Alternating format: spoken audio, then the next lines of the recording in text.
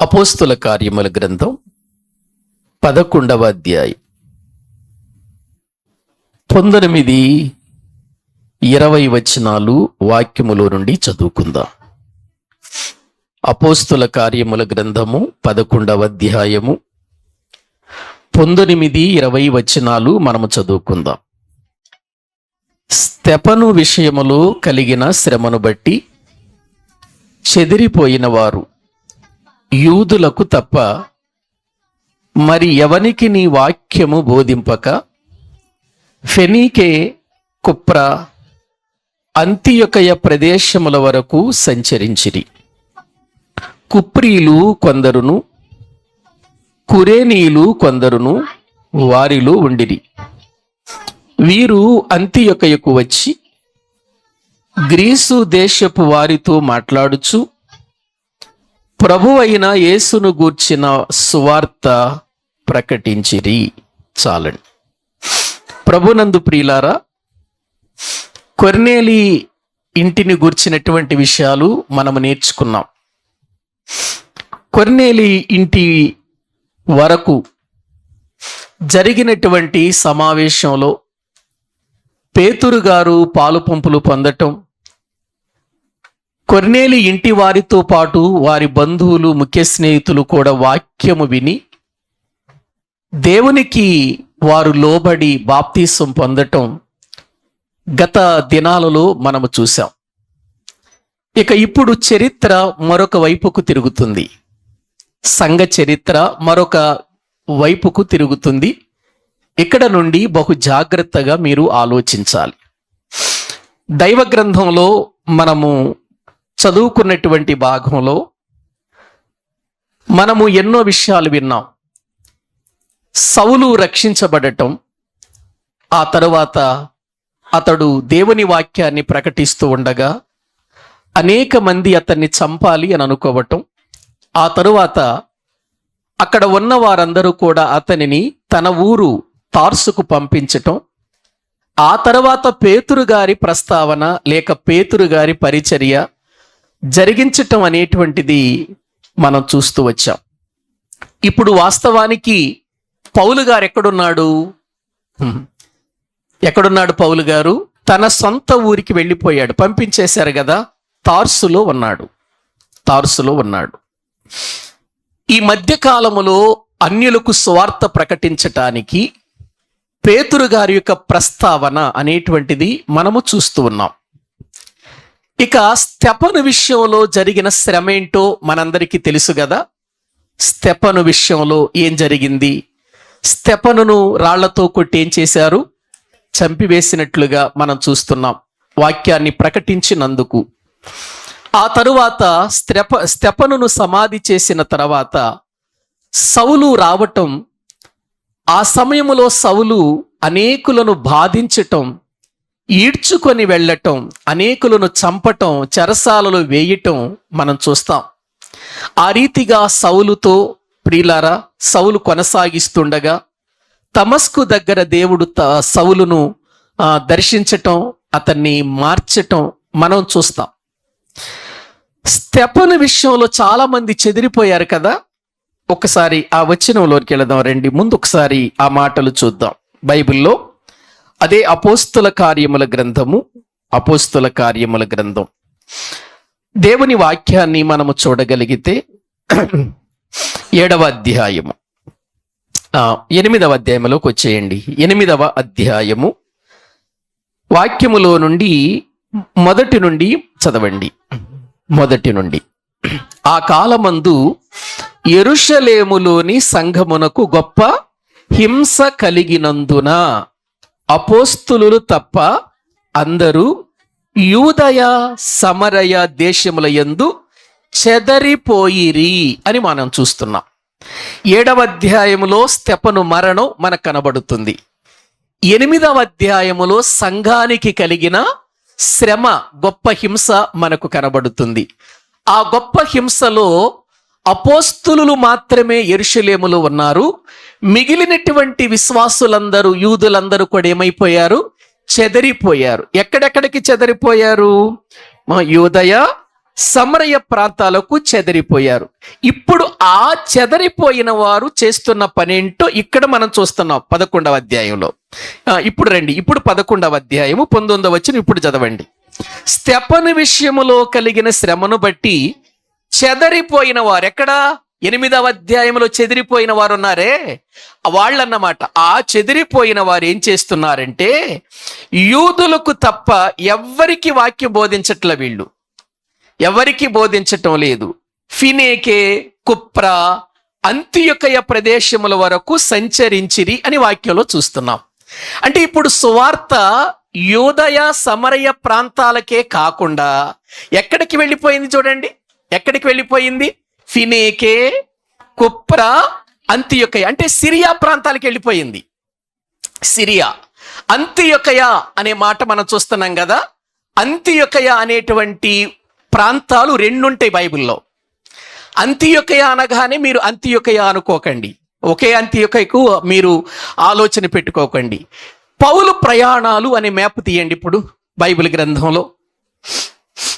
పౌలు యొక్క ప్రయాణాలు లేక పౌలు గారి యొక్క మొదటి ప్రయాణం అనే మ్యాప్ ఉంటుంది చూడండి. కనబడిందా? కనబడిందా? చదువుకున్న పిల్లలు బాగా మీరు తెలుసుకోవాలి. పౌలు మొదటి ప్రయాణం, రెండవ ప్రయాణం అని ఉంటుంది కొత్త బైబిల్లో. పాత బైబిల్లో, పాత ఓల్డ్ బైబిల్లో పౌలు ప్రయాణాలు అని మాత్రమే ఉంటుంది. ఇలా రకరకాల మ్యాప్లు ఉంటాయి. ఏదేమైనా పౌలు ప్రయాణాలు చూడండి. మ్యాప్ తీశారు కదా. మ్యాప్ తీసిన తర్వాత మీరు కుడివైపుకి వెళ్ళిపోండి. అంతియొకయ కనబడుతుంది, చివరికి కనబడుతుందా? అంతియొకయ కింద ఏం కనబడుతుంది మీకు? సిరియా కనబడుతుంది, అవునా? ఇప్పుడు ఆ సిరియా, అంతియొకయ అనేటువంటి దాని దగ్గర కొంచెం ఎడమ వైపుకు పైకి వెళ్ళిపోండి. పుర్గియా కనబడుతుందా? ఈకొనియా, గలతియా కనబడుతుందా? అక్కడ ఒక అంతియొకయ కనబడుతుందా? కనబడుతుందా? అక్కడ ఒక అంతియొకయ. కాబట్టి ఇక్కడ సిరియా దేశానికి సంబంధించిన అంతియొకయ ఇది. బాగా గుర్తుపెట్టుకోండి. బైబిల్లో పైనున్నటువంటి అంతియొకయ పుర్గియా ప్రాంతాలకు చెందిన అంతియొకయ. రెండు అంతియొకయలు, రెండు ఊర్లు మనకు కనబడుతున్నాయి. అంటే ఒకే పేరుతో ఎన్ని ఊర్లు కనబడుతున్నాయి మనకి? ఎన్ని ప్రాంతాలు కనబడుతున్నాయి? 2 ప్రాంతాలు కనబడుతున్నాయి.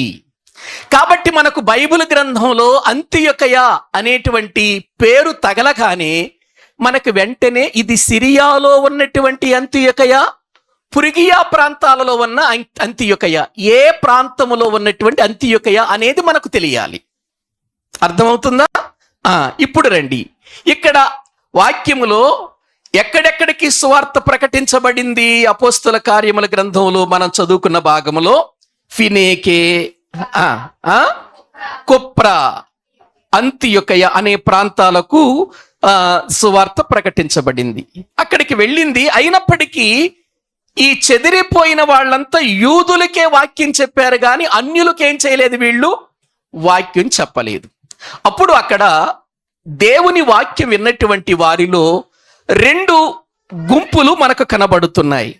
ఎవరు వాళ్ళంటే కుప్రియులు, కుప్రకు చెందినటువంటి వారిని కుప్రియులు అని అంటారు. కురేనీయులు అనే మాట మనం చూస్తున్నాం. ఏమండి, వీళ్ళు ఏం చేశారు అని అంటే అక్కడ వాక్యంలో చూస్తున్నాం.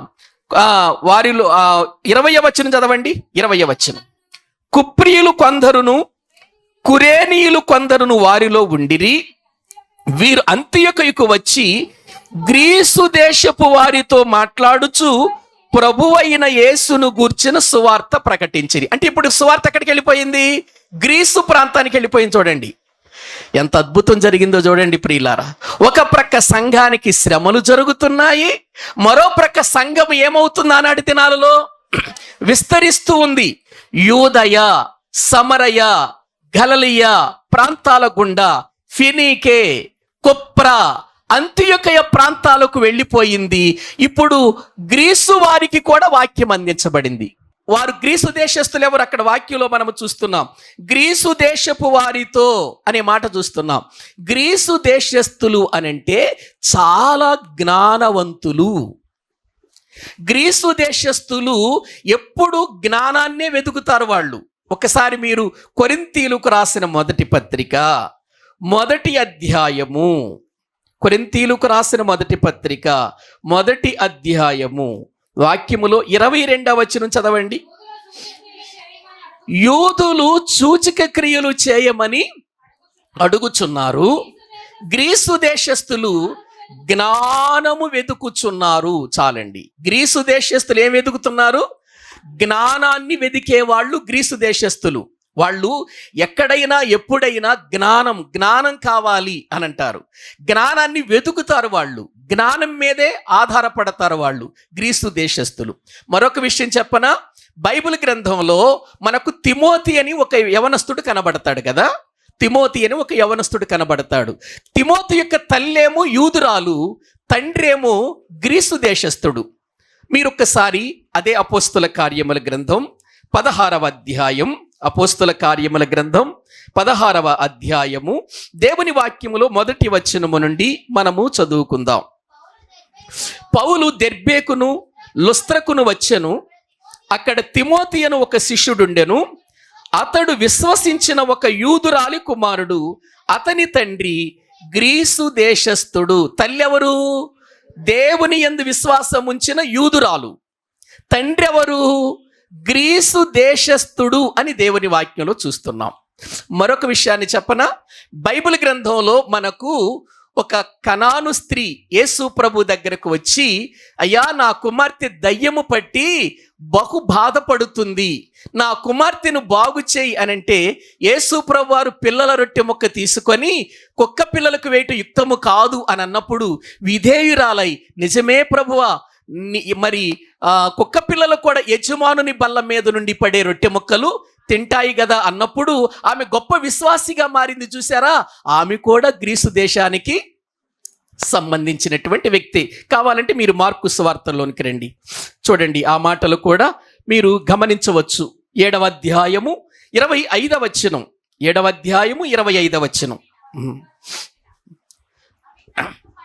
అపవిత్రాత్మ పట్టిన ఒక స్త్రీ ఆయనను గూర్చి విని పడిను.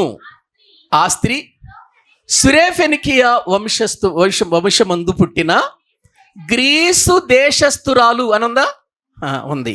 అంటే గ్రీసు దేశస్థులు అనే మాట ఎందుకు నేను చూపించానంటే, గ్రీసు దేశస్థులు అనగానే వాళ్ళు ఏమి వెదికేవారు?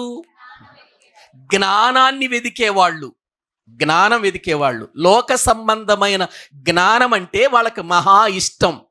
యూదులు ఏం చేసేవాళ్ళు? సూచక క్రియలు కావాలని కోరుకునేవాళ్ళు. యూదుల యొక్క విధానం అది. గ్రీసు దేశస్థుల విధానం ఏంటంటే జ్ఞానం ఎక్కడుందో తెలుసుకోవాలని వెదికేవాళ్ళు గ్రీసు దేశస్థులు. ఇంత జ్ఞానవంతుల దగ్గరకు కూడా ఏ వెళ్ళిపోయింది చెప్పండి? సువార్త వెళ్ళిపోయినట్లుగా మనం చూస్తున్నాం. ఇంత అద్భుతమైనటువంటి విధానములో సువార్త జరుగుతుంది కాబట్టి ఇక్కడకు ఒక మంచి ఆత్మీయత కలిగినటువంటి వారందరినీ ప్రభువులోనికి నడిపించగలిగిన ఒక వ్యక్తి కావాలనుకొని ఈ వార్త అపోస్తులకు అందింది. యెరూషలేములో ఉన్న అపోస్తులకు, పెద్దలకు తెలిసింది. సువార్త విరివిగా జరుగుతుంది.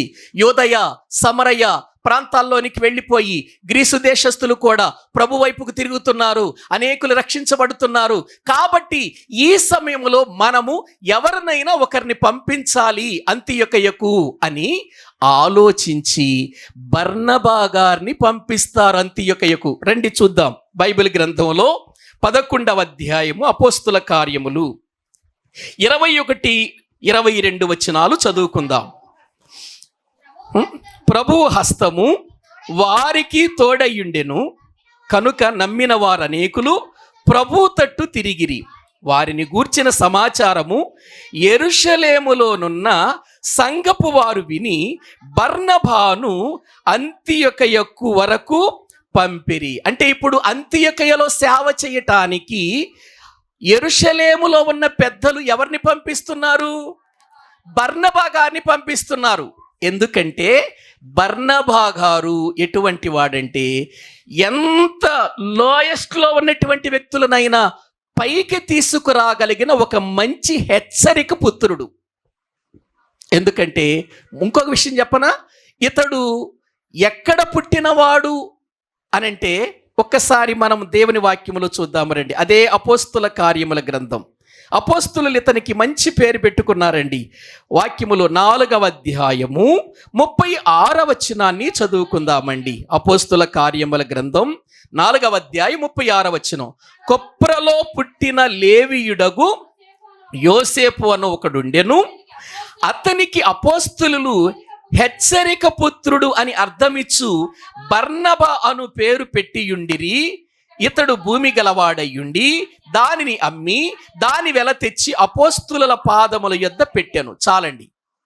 కుప్రలో పుట్టిన లేవీయుడగు యోసేపు. ఈ యోసేపు ఎక్కడికి వెళ్ళినా చేసే పని ఏంటంటే, ఎవరైనా దేవునిలో నడుస్తున్నారు అనంటే వెంటనే వాళ్ళ తీసుకొచ్చి బలపరిచి హెచ్చరికలు చేసి అవసరమైతే వారిని అపోస్తుల యొద్దకు తీసుకుని వెళ్ళి వాక్యము చేత నింపగలిగినటువంటి వాడు ఈ వ్యక్తి. చాలా ఆదరణ కలిగిస్తాడండి. కృంగిపోయిన వారి దగ్గరికి వెళతాడు, బలహీనుల దగ్గరికి వెళతాడు, దేవునికి దూరం అయిపోయిన వాళ్ళ దగ్గరికి వెళతాడు. వాళ్ళందరినీ హెచ్చరిక చేసి ప్రభువులో నిలబెట్టగలిగిన వాడు ఎవరు అపోస్తులు అంటే ఇక్కడ బర్నబా గారిని, ప్రియులారా, ఆ యోసేపును గుర్తించారు వీళ్ళు. లేవీడి ఇతడు. లేవీడంటే మనకు తెలుసు కదా, లేవీ గోత్రానికి చెందిన యాజకత్వానికి సంబంధించిన వ్యక్తి. ఇతడు నిజంగా దేవుని కొరకు జీవిస్తూ చివరికి ఇతడు కూడా, అందరూ కూడా దేవుని కొరకు తమ ఆస్తులను అమ్మి దేవుని పని కొరకు వాళ్ళు ప్రయాసపడుతున్నారని, ఈయన కూడా ఉన్న భూమిని అమ్మి దేవుని పని కొరకు అందరితో పాటు ఇచ్చిన ఒక మంచి త్యాగశీలిగా మనము చూస్తున్నాం. ఎవరు? ప్రియులారా, యోసేపు. ఈ యోసేపు ఇలా చేస్తున్నాడు కనుక మంచి ఆదరణ కలిగించే మాటలు చెప్పి ప్రజలను హెచ్చరిక చేసి ప్రభువులో స్థిరపరుస్తున్నాడు కనుక ఇతనికి అపోస్తులందరూ కూడా కలిసి ఒక చక్కని పేరు పెట్టుకున్నారు, బర్నబా. అంతకుముందు ఆయన పేరేంటి? యోసేపు. ఎక్కడ పుట్టాడు? కుప్రలో పుట్టాడు. ఇప్పుడు బర్నబా అనేటువంటి పేరు పెట్టారు. బర్నబా అనే మాటకు హెచ్చరిక పుత్రుడు లేక ఆదరణ పుత్రుడు అనే అర్థం ఇచ్చేటువంటి వ్యక్తి. ప్రియులారా, పేరది. ఇప్పుడు ఈ వ్యక్తి ఇక్కడ వాక్యంలో కుప్రియులు కూడా ఉన్నారు కదా వాక్యం అందించిన వారిలో, మనం అపోస్తుల కార్యములు చూస్తే. కాబట్టి ఈ ప్రాంతమంతా కూడా, ఈ ప్రజలంతా కూడా బాగా తెలిసినటువంటి వ్యక్తి గనుక ఇప్పుడు అందరూ ఆలోచించి పెద్దలు ఇప్పుడు బర్నబా గారిని అంతియొకయుకు పంపిస్తున్నారండి. ఇప్పుడు బర్నబా గారు అంతియొకయుకు వచ్చి ఏం చేస్తున్నాడు చూడండి. బర్నబా గారు అంతియొకయుకు వచ్చి 11వ అధ్యాయము 23వ వచనం చూడండి. 23వ వచనం. అతడు వచ్చి దేవుని కృపను చూచాడట. ఏంటి దేవుని కృపను చూడటం ఏంటి? ఏమండి, దేవుని కృపను చూడటం ఏంటి? అనేకులు ప్రభు తట్టుకు తిరగటం, అనేకులు రక్షణ పొందటం. అనేక మంది గ్రీసు దేశస్తులేంటి, ఫెనికీయులేంటి, కురేనీయులేంటి, కుప్రీలేంటి, వీళ్ళంతా కూడా ప్రభు వైపుకు తిరగటం చూశాడండి.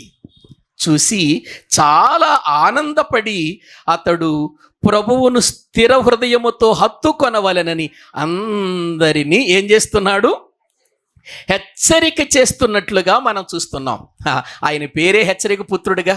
ఏమంటే ఒక విషయాన్ని మీకు చెబుతాను.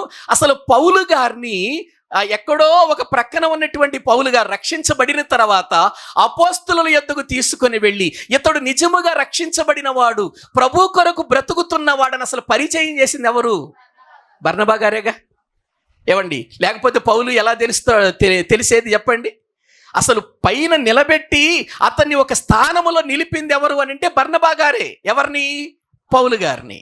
మార్పు చెందిన తర్వాత ఎవరు నమ్మట్లేదు కదా, ఆయన్ని ఎవరు పట్టించుకోవట్లేదు కదా. కానీ అటువంటి వ్యక్తిని నిలబెట్టిన వాడు ఈ బర్నబా గారు. ఈ బర్నబా గారు ప్రియులారు అక్కడికి వెళ్ళి స్థిర హృదయముతో మీరందరూ కూడా ప్రభువుని హత్తుకోవాలి, ప్రభువుని విడిచిపెట్టకుండా మీరు బ్రతకండి అని వారిని దృఢపరిచి మంచి హెచ్చరికలు ఇస్తున్నట్లుగా మనము చూస్తున్నాం. ఎందుకు అంత భారం ఉంది ఆయనకంటే కింద వ్రాయబడింది ఆయన గురించి, అతడు పరిశుద్ధాత్మతోనూ విశ్వాసముతోనూ నిండుకొనిన సత్పురుషుడు బహుజనులు ప్రభువు పక్షమున చేరిరి అని వాక్యంలో చూస్తున్నాం. ఏమండి, అతని గురించి వ్రాయబడిన మాట, పరిశుద్ధాత్మతో విశ్వాసముతో నిండుకొనిన సత్పురుషుడు.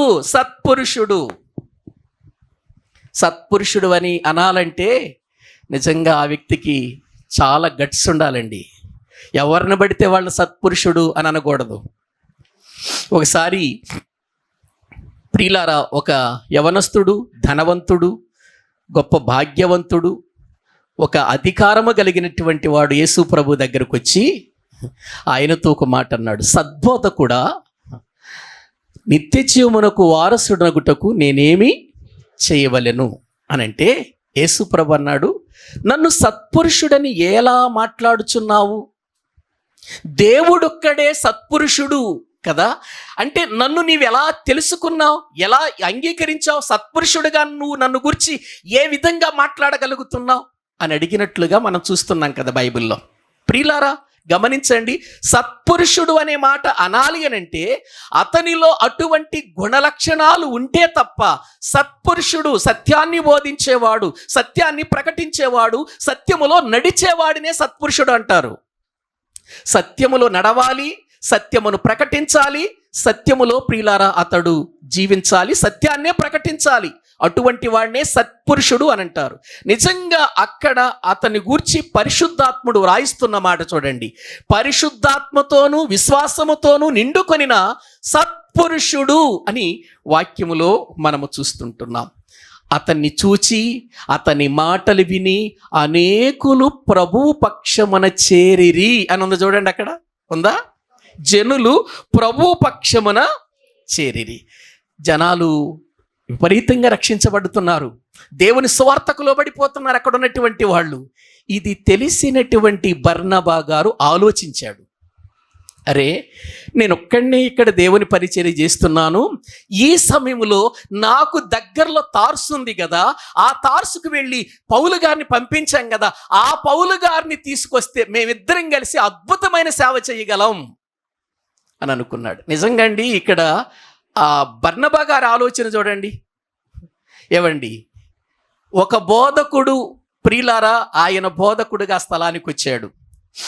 ఆయన పెద్దల చేత పంపించబడ్డాడు, యెరూషలేములో ఉన్న అపోస్తలుల చేత పంపించబడ్డాడు. ఆయన ఉండి అక్కడ పరిచర్య జరిగించొచ్చుగా పౌలు గారు ఎందుకు మళ్ళీ ఈయనకి? ఆయన ఉద్దేశం ఏంటంటే, పౌలు గారిని కూడా తీసుకొస్తే, మేమిద్దరం కలిసి సేవ చేస్తే, కలిసి పరిచర్య చేస్తే అది చాలా ఆశీర్వాదకరంగా ఉంటుంది, అనేకులు రక్షించబడే అవకాశం ఉంటుంది అని అతని ఆలోచన. ప్రియులారా, ఎప్పుడు కూడా కలిసి పని చేయటం అనేది చాలా ప్రాముఖ్యం. కలిసి దేవుని పనిలో కొనసాగటం అనేది చాలా ప్రాముఖ్యం. కలిసి దేవుని పని జరిగించటంలో తోడ్పడటం అనేటువంటిది చాలా ఉన్నతమైనటువంటి విషయం. ఇప్పుడు బర్నబా గారు అంతియోకయకు వచ్చాడు కదా, అక్కడ నుంచి వెతుక్కుంటూ తార్సుకు వెళ్ళిపోయి పౌలు ఎక్కడున్నాడు అడ్రస్ తెలుసుకున్నాడండి. పౌలు గారిని వెంట పెట్టుకుని వచ్చాడండి. నిజంగా ఇక్కడ నేను ఒక విషయం చెబుతాను, ప్రియులార, పౌలు గారి కొరకు బర్నబా గారి వెళ్ళకపోతే అసలు పౌలు గారి చరిత్ర కానీ పత్రికలు కానీ అసలు బైబిల్లో ఉండేవి కాదు. మనం పౌలును చాలా గొప్పగా చెప్పుకుంటాం, పౌలును అంత స్థానంలో నిలబెట్టింది ఎవరైనా ఉన్నారంటే బర్నబా గారండి. నిజంగా వెళ్ళిపోయి తార్సులో ఏదో దేవుని పరిచర్యలో అలా కొనసాగుతున్నటువంటి పౌలు గారిని వెంట పెట్టుకుని అంతియోకయకు వచ్చాడండి. అక్కడికి వచ్చి, ఏ అంతియోకయ? సిరియా దేశానికి సంబంధించిన అంతియోకయ. ఆ ప్రాంతానికి వచ్చాడండి. ఆ ప్రాంతానికి వచ్చినప్పుడండి ఇద్దరు కలిసండి 1 సంవత్సరం సువార్త చేశారండి. సువార్త మారుమ్రోగింది. సువార్త చేశారు వాళ్ళు. మారుమ్రోగటమే కాదు, మొట్టమొదటిగా శిష్యులు క్రైస్తవులు అనబడింది కూడా అంతియోకయలోనే. చదవండి అక్కడ వాక్యములు 25వ వచనం, 25, 26 వచనాలు.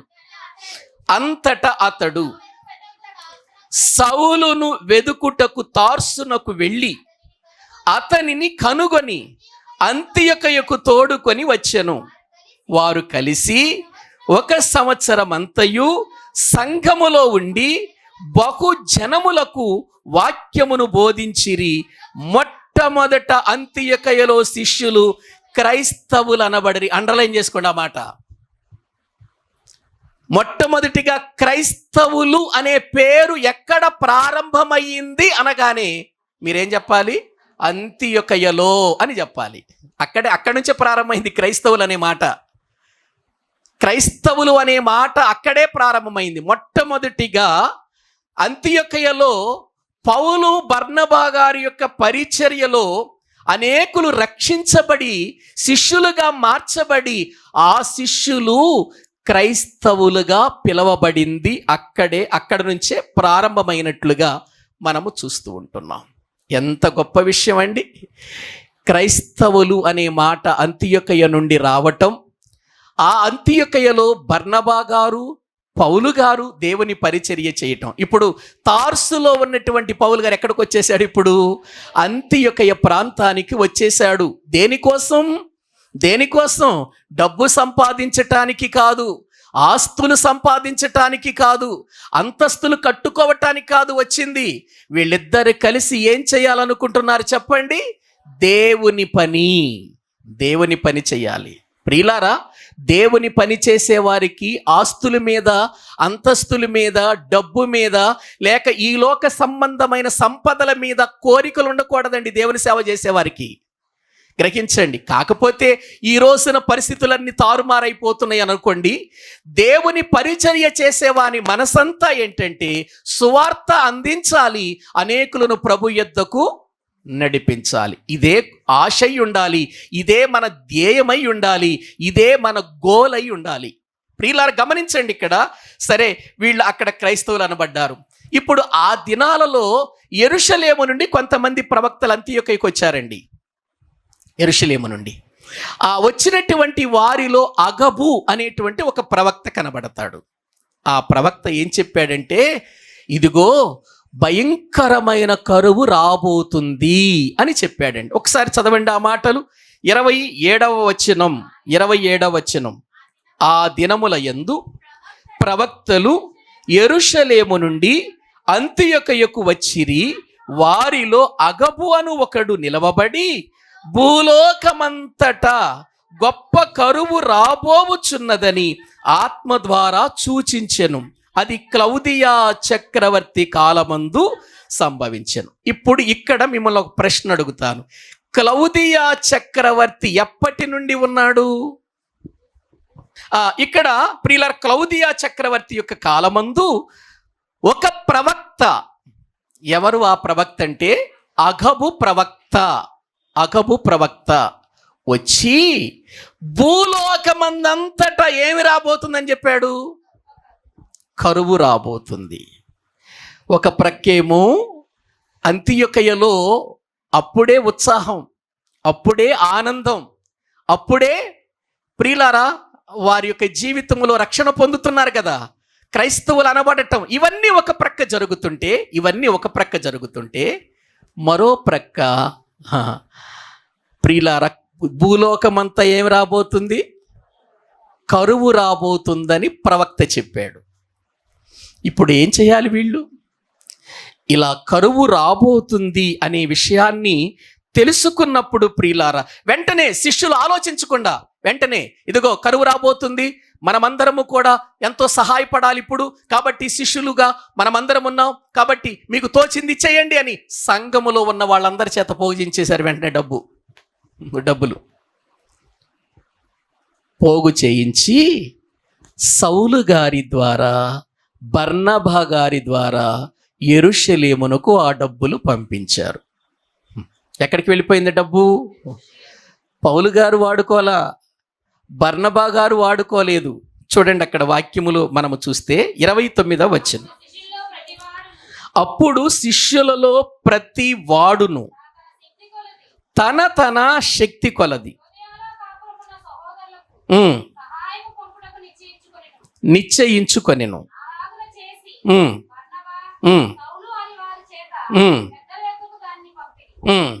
చూసారు ఇక్కడ వాక్యంలో వెంటనే శిష్యులు ఏం చేశారండి? ప్రతి వాడును తన తన శక్తి కొలది యోదయలో కాపురమున్న సహోదరులకు సహాయము పంపుటకు ఏం చేశారు? అయ్యో, యోదయలో చాలా అవసరతలు ఉన్నాయి, అది మన స్థానిక సంఘం, అది హెడ్ ఆఫీసు, అక్కడ చాలామంది పేదవాళ్ళు ఉన్నారు, కాబట్టి అక్కడ మనము సహాయము పంపించాలి అనుకొని అంత్యొకయలో ఉన్నటువంటి వాళ్ళంతా వెంటనే ఏం చేశారు చెప్పండి? ప్రియులారా, అమౌంట్ కలెక్ట్ చేశారు అందరి దగ్గర నుంచి. ప్రియులారు, నిజంగా అండి ఆ రోజు వాళ్ళ సమర్పణ చూడండి. అదే మనవాళ్ళైతేనా చెప్పబెట్టకుండా అయ్యగారేంటి మీటింగులు పెడతాడు, చెప్పబెట్టకుండా డబ్బులు అడుగుతాడు, ఎక్కడి నుంచి తీసుకొస్తాం మనం అని అంటాం మనం అయితే కదా. ఏవండి, దేవుని పని కొరకు, దేవుని పనిలో సహాయము చేయుట కొరకు సంఘము ఎంత ముందుకు వచ్చిందో మీరు ఆలోచించండి. ప్రియులారా, సంఘం ఎంత ముందుకు వచ్చిందో మనం ఆలోచించాలి. మనం ముందుకు రావాలి.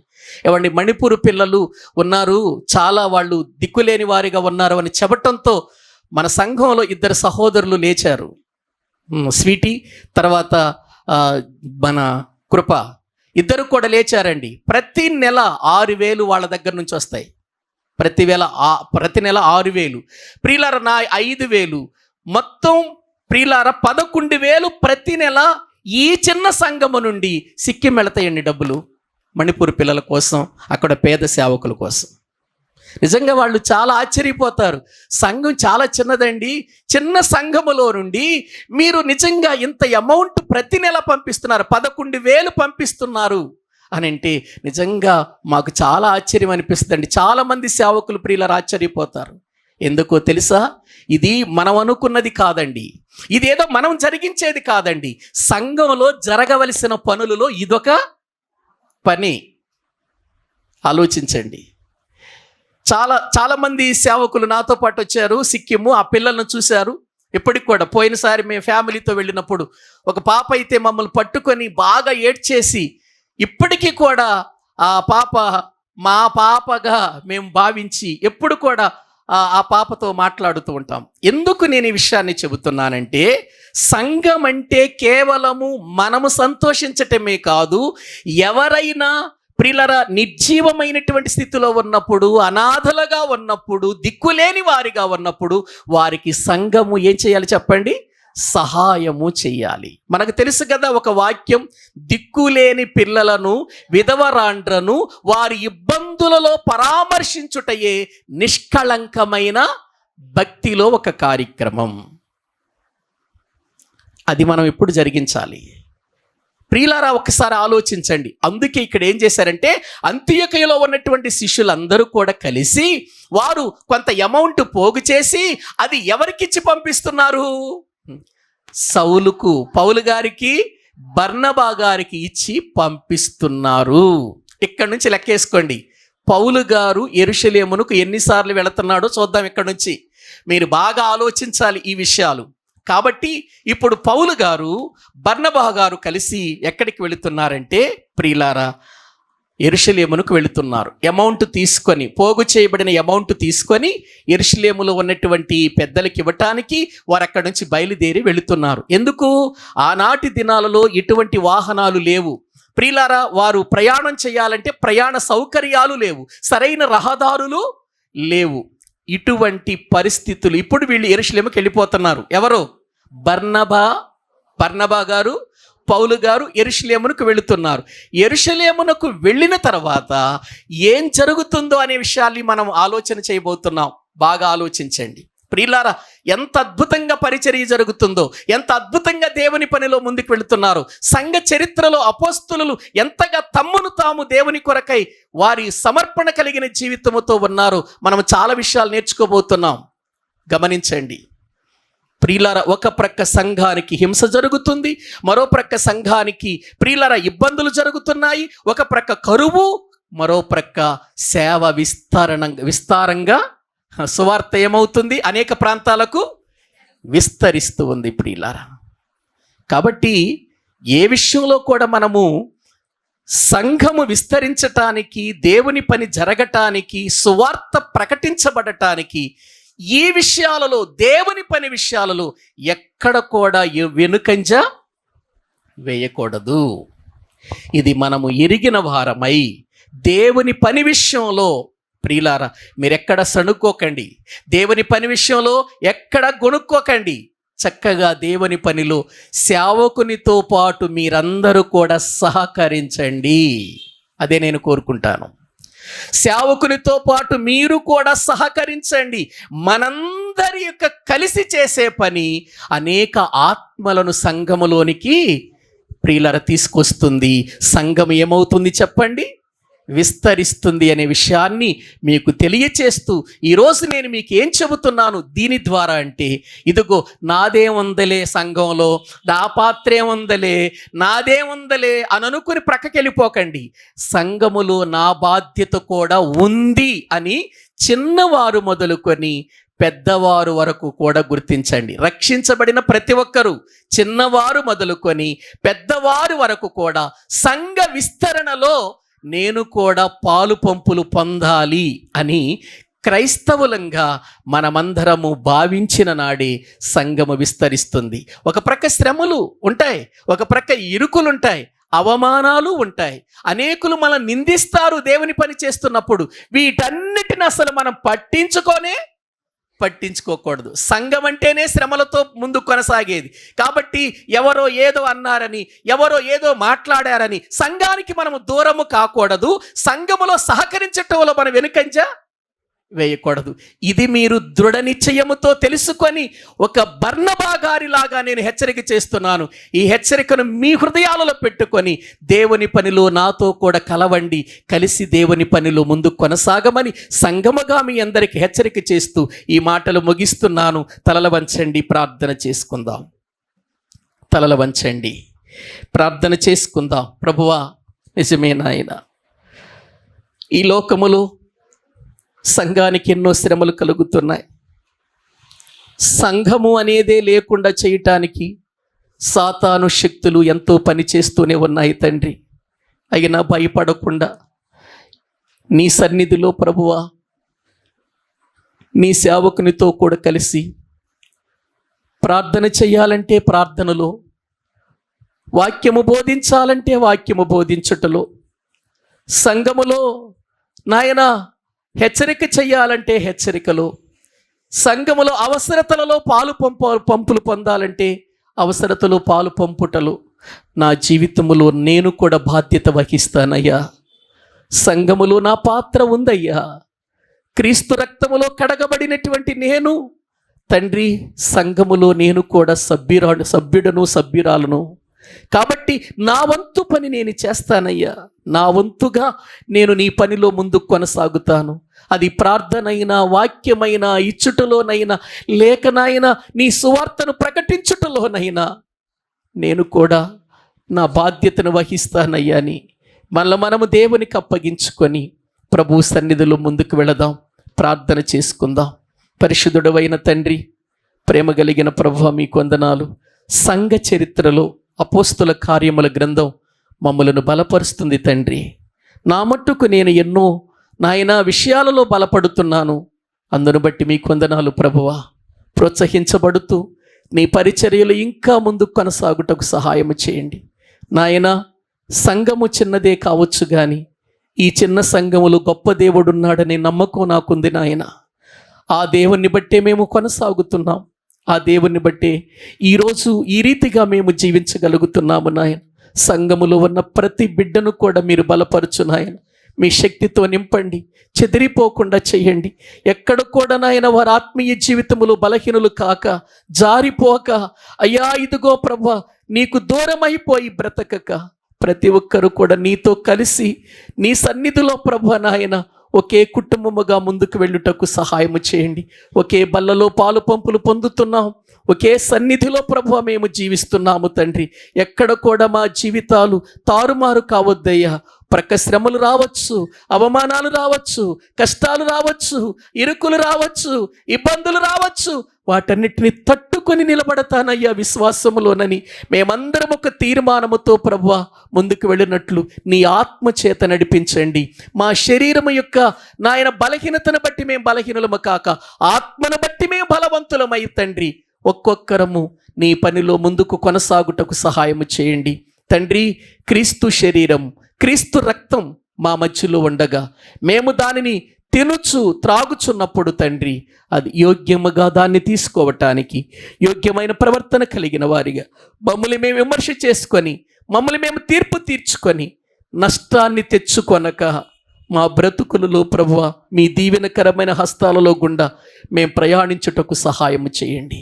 మీ చిత్తములో నడిపించమని మీ చేతులకు అప్పగించుకుంటూ యేసుక్రీస్తు ప్రభువు పేరిట ప్రార్థించి స్తుతించి వేడుకుంటున్నాము తండ్రి. ఆమేన్. అందరము అలాగే ప్రార్థనలో ఉందాం. ప్రభువు తాను అప్పగింపబడిన రాత్రి ఒక రొట్టెను తీసుకొని వందనాలు చెల్లిస్తున్నాము. అపోస్తుల కార్యముల గ్రంథంలో నుండి ఎన్నో సంగతులు మేము నేర్చుకోవటానికి సంఘ చరిత్రను గురించి మాతో మాట్లాడుతున్నారు. అందుకై మీకు స్తోత్రాలు చెల్లిస్తున్నాం. తండ్రి, కనికరించండి, సహాయము చేయండి. మీ సన్నిధిలో ప్రభువా మేము నమ్మకస్తులుగా, యథార్థవంతులుగా బ్రతుకుతూ నీలో బలంగా కొనసాగుటకు తగిన సహాయము చేయండి. ఎక్కడ కూడా మేము ఆత్మీయ జీవితములో దిగజారిపోక, అటు ఇటు పరుగులెత్తక మీ సన్నిధిలో బలంగా కొనసాగునట్లు సహాయము చేయండి. చిన్నలు, పెద్దలు, యవనస్తులు, వృద్ధాప్యములో ఉన్న వారందరినీ జ్ఞాపకం చేసుకోండి. శరీరము బలహీనమైన ఆత్మ బలహీనము కాకుండా మీలో మేమందరము కూడా క్రీస్తు రాకడ వరకు, మా మరణం వరకు కొనసాగునట్లు చేయండి. సంఘమును విస్తరింపచేయండి. అనేకులు ఇంకా రక్షించబడవలసి ఉంది. అనేకులు రక్షించబడి మీ సన్నిధిలో సాగిపోవుటకు సహాయము చేయండి. తండ్రి, బిడ్డలు ప్రేమతో ఇచ్చిన కానుకలను దీవించి బిడ్డలకు ప్రతిఫలము దయచేయండి. ఈ శుక్రవారము, శనివారము, ఆదివారము జరిగే ఉపవాస కూడికలలో మీరుండి సంఘమును బలపరిచి మీ దీవెనలతో నింపమని ప్రార్థిస్తూ మీ చేతులకు అప్పగించుకుంటూ మీ కృపలో మమ్మల్ని నిత్యము కూడా దీవెనకరమైన వ్యక్తులుగా చేయమని, మా విశ్వాసాన్ని బలపరిచి స్థిరపరచమని యేసు ప్రభువు పేరట ప్రార్థించి స్తుతించి వేడుకుంటున్నాము తండ్రి. ఆమేన్. మన తండ్రి అయిన దేవుని ప్రేమ, ఆయన కుమారుడైన యేసుక్రీస్తు వారి కృప, పరిశుద్ధాత్మ నిత్య సహాయము సన్నిధి కూడిన మనకును సకల పరిశుద్ధులకును సదాకాలము తోడయుండి నడిపించునుగాక. ఆమేన్. అందరికీ వందనాలండి.